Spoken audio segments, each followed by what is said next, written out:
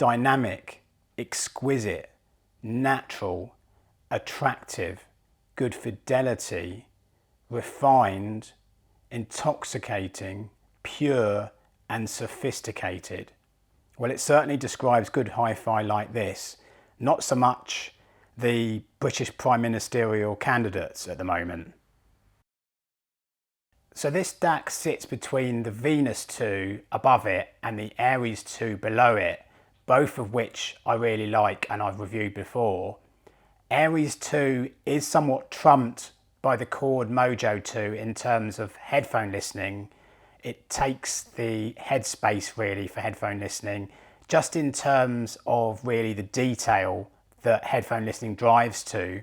Although having said that, Mojo 2 isn't anywhere near as good as Aries 2 as a soundstage creator for hi-fi. So the case that this DAC uses is pretty conventional looking. Some might think boring, although I wouldn't say that. I think it's functionally utilitarian, if we could put it like that. But you've got basically an input up and down button which selects the input shown by a row of lights. You've got a non-oversampling oversampling button, a phase button, and then a row of lights which shows you what sample rate you're on. A mode button, which is for changing the DAC filters, for setting up whether you use dual AES EBU inputs or not, and for configuring the pin connections of the HDMI I2S connection. Remember, it's non-standard in hi-fi terms. There's no standard connection. Remember, so far as HDMI I2S is concerned, that you've got the clock signal and the hot signal separated, common to brands like Holo Audio and PS Audio. So this black anodized street metal case is actually pretty luxuriously made. It's quite refined and nice, and you'll notice there's no sharp edges at all in the milling, so no paper cut-esque finger slicing up is going to be involved in the handling of this unit. But so far as other features that are pleasing, you'll notice the Denafrips logos stamped in the top and front. Nice touch. And also these little anisotropic reflections off the buttons, which is something I created in my 3D video.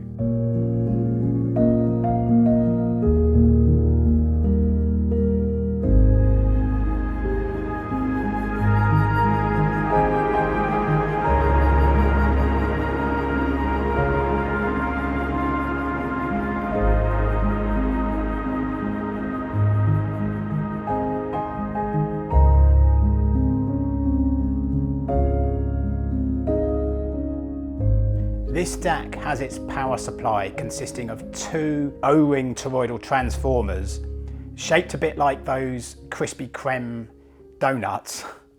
Other brands are available, I should say. One is for the analog stage and one is for the DAC stage. And on the top board, you'll also notice a bank of capacitors, the regulated capacitors for the linear power supply. So the main thing to say about the top board in this DAC is it's where the R2R ladder networks sit, where the DA conversion is going on. And you'll notice that you get 4 banks of resistors per channel with the Pontus 2 compared to the Aries 2's 2 banks per channel. And this is purportedly to average out the noise and sum the results. If you take the case off with this DAC, you'll notice this highest but smallest DSP board, which takes all the digital signals from your inputs into the DAC, and it's galvanically isolated from the R2R ladder by what are called optocouplers. Now these convert the electrical signal into an infrared LED light. Essentially then, there should be no direct electrical connection between the DSP and the R2R network. Another thing to say is that there is no output stage with this DAC. The R2R ladder network connects directly to the RCA and XLR outputs.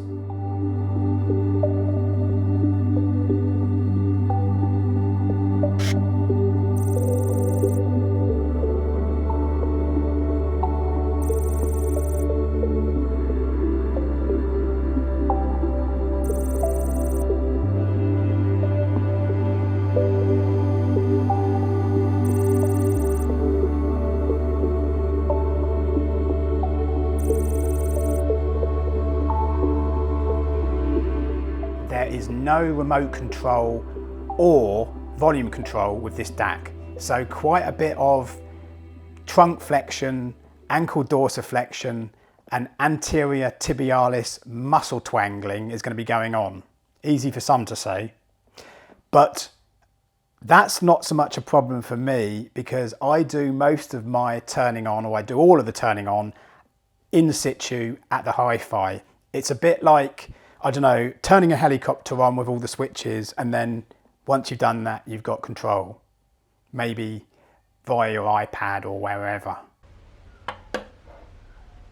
So this DAC does pretty well hit its price to performance in sound terms quotient when trying to, or in the mode of trying to explain how many more percent you get with products higher up the range, at the same time considering the law of diminishing returns, that you get less as you spend more, or you get proportionately less.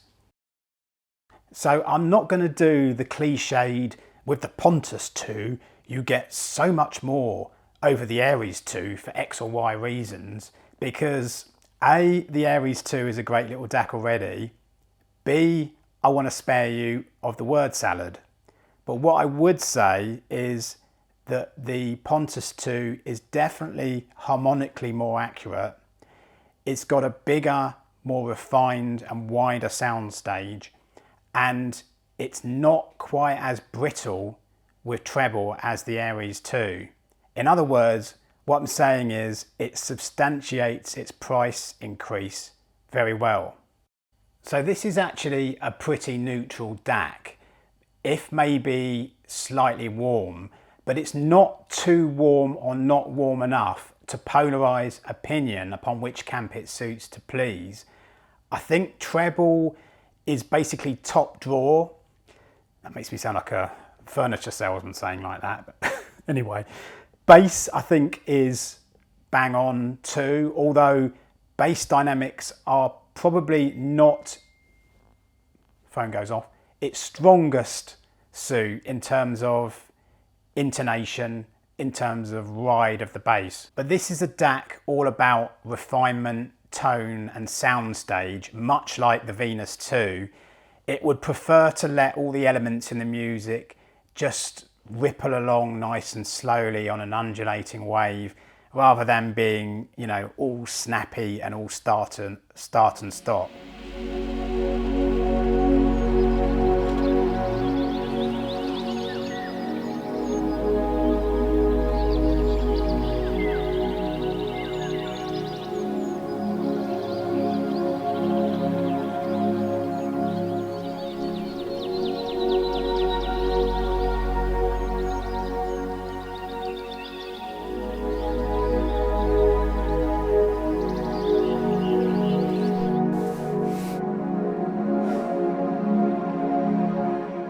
Keeping to the beach theme, I don't know why I was thinking of beaches, but maybe it's because I need to go on holiday.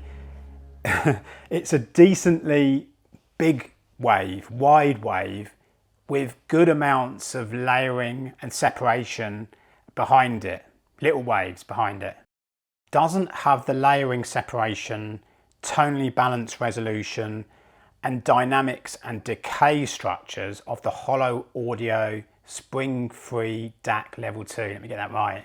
In my opinion, and that's only my opinion, it's coming across that Holo Audio as just a slightly more resolutely pleasing listen. Also the May DAC that Holo Audio make, although that's probably, or it isn't, a fair comparison because it shed loads more cash. I only mentioned it because it's another R2R ladder DAC that I've got here at the moment. But if thicker tone and soundstage is your kind of, you know, number one eardrum pleaser, if you like, then that Holo Audio may not tick you over this Pontus 2 as much. Also, in terms of slightly better bass mass and thickness in the listening experience with the Pontus. So for UK buyers, the Spring DAC only costs about an extra £250 equivalent currency if you're buying it from the EU distributor in the Netherlands. And I only mention that because basically I'm trying to put all the parties on an equal footing, the brands and consumers, where you've got different areas involved. It makes the Holo Audio competitive with this Pontus 2.